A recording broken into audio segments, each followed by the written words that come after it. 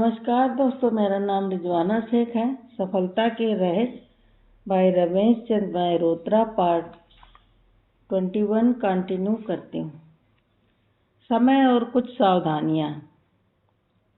श्रीमान जी को जब कभी ट्रेन से कहीं जाना होता तो वे घर से स्टेशन पहुँचाने के लिए ऑटो वाले को अपने घर आने का समय ट्रेन छूटने के समय से आधे घंटे पूर्व का देते हैं। उनके घर से स्टेशन का ऑटो से रास्ता स्थूलतः 20 से 25 मिनट का है। उन्हें घर के लोग कई बार सलाह दे चुके हैं कि किसी कारण हो सकने वाले अवांछित विलंब को ध्यान में रखकर वे ऑटो को 10-12 मिनट और पहले बुला लिया करें, पर वे इसके लिए सहमत नहीं होते। वे कहते कि उन्हें इतनी जल्दी स्टेशन पहुंच जाना बिल्कुल अच्छा नहीं लगता। यह अलग बात है कि उनकी इस जिद के कारण उनकी गाड़ी 2-3 बार छूट चुकी है। समय की पाबंदी और उसे बर्बाद न करना बहुत अच्छी बात है, पर यह तभी तक ठीक है जब तक आदमी का संबंधित घटनाक्रम पर अपना वश चलता हो। यदि आदमी भविष्य में थोड़ा सा झांकते हुए चले तो उसके वर्तमान की सुरक्षा स्वतः होती चली जाए।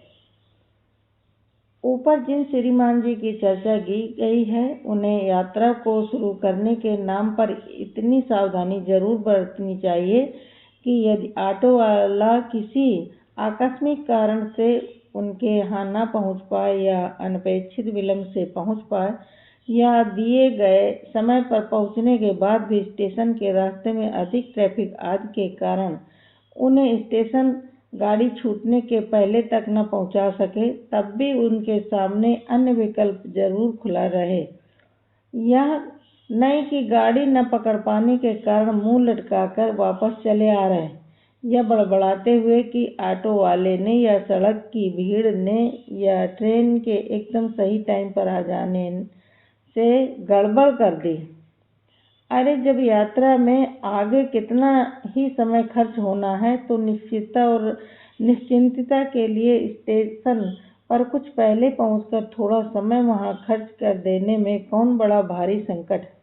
दूसरी ओर जब कोई गाड़ी लेट होती जाती है, तब भी श्रीमान जी अपने कीमती समय का खून झेलते ही हैं।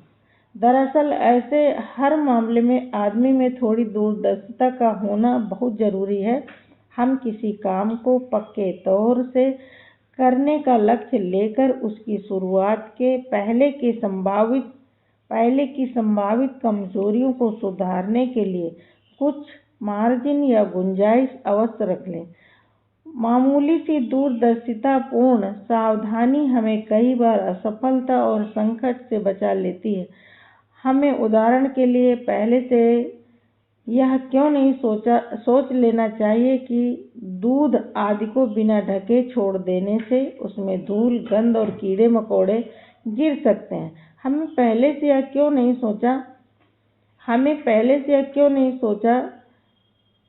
सोच लेना चाहिए कि बिना लॉक किए गया स्कूटर छोड़कर 2 मिनट के लिए भी किसी कार्यालय के भीतर जाने से स्कूटर पार हो सकता है।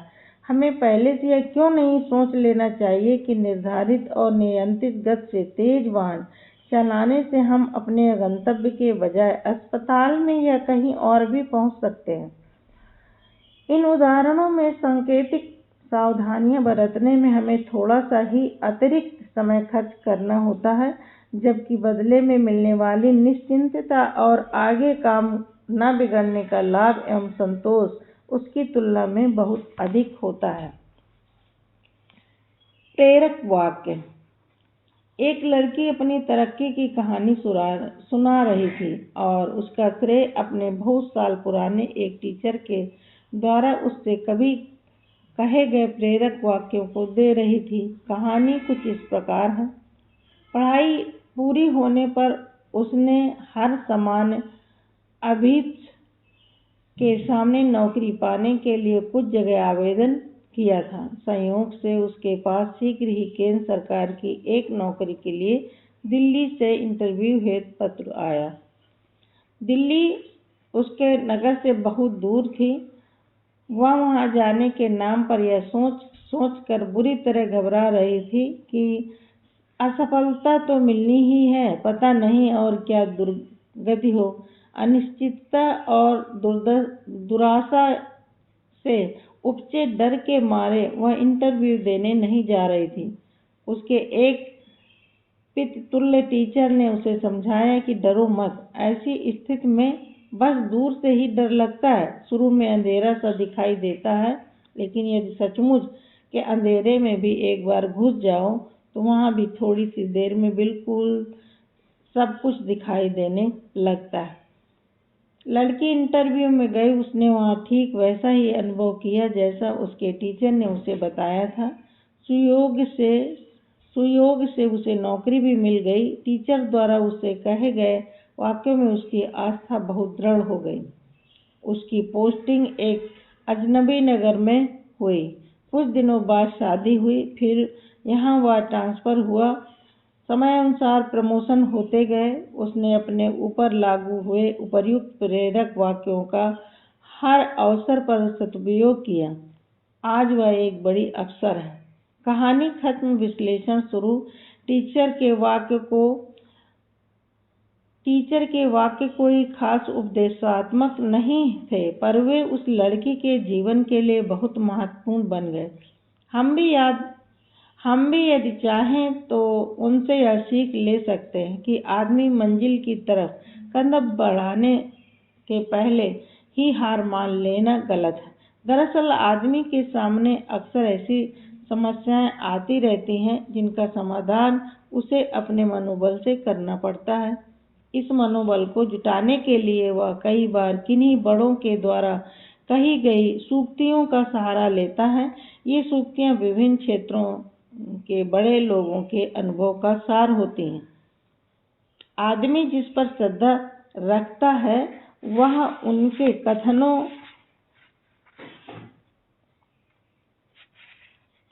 और निर्देशों को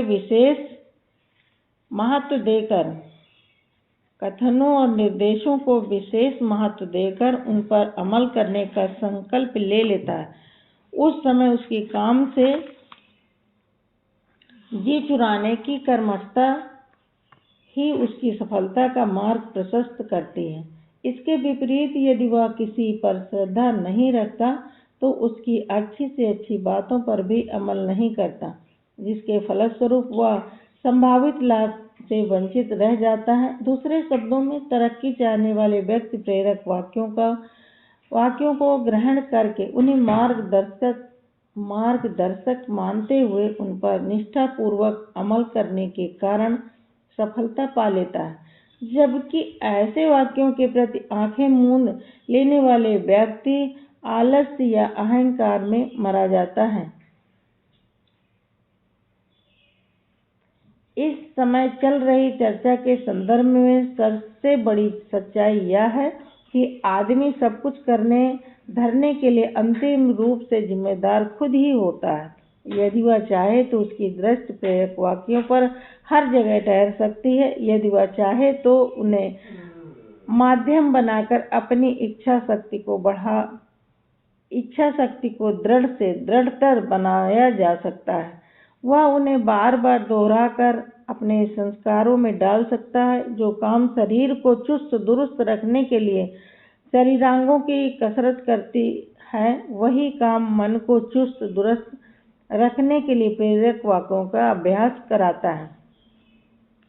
अवगुणों की दुर्गंध और परिणाम।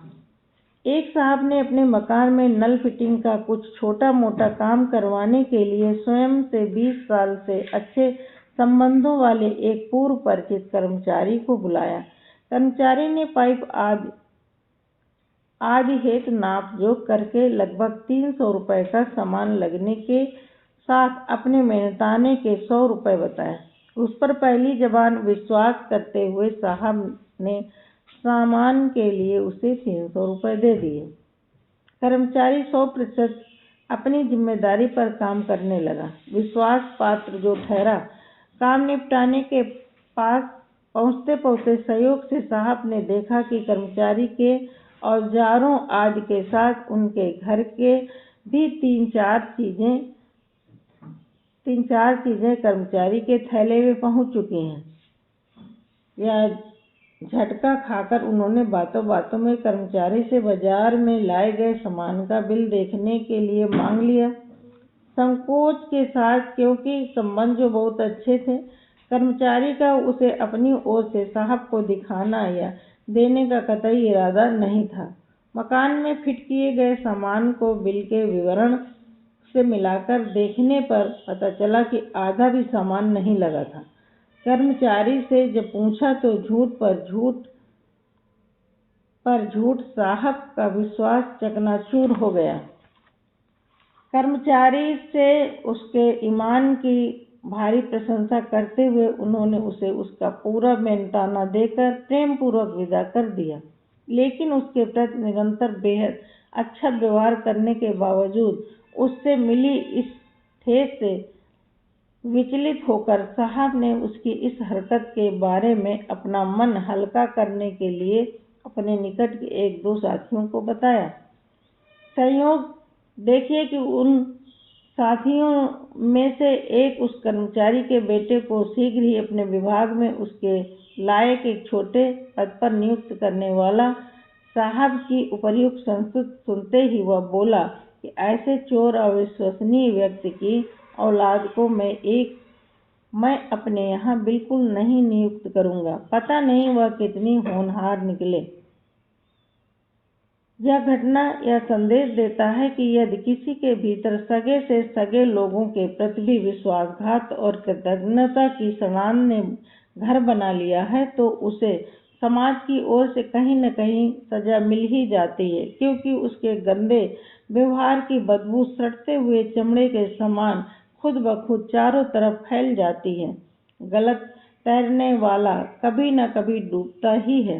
रद्दी खाने वाले की माँ कब तक खैर मनाएगी। एक बार को आप उसे बख्श भी देंगे पर समाज और समय उसे नहीं बख्शेगा। धन्यवाद।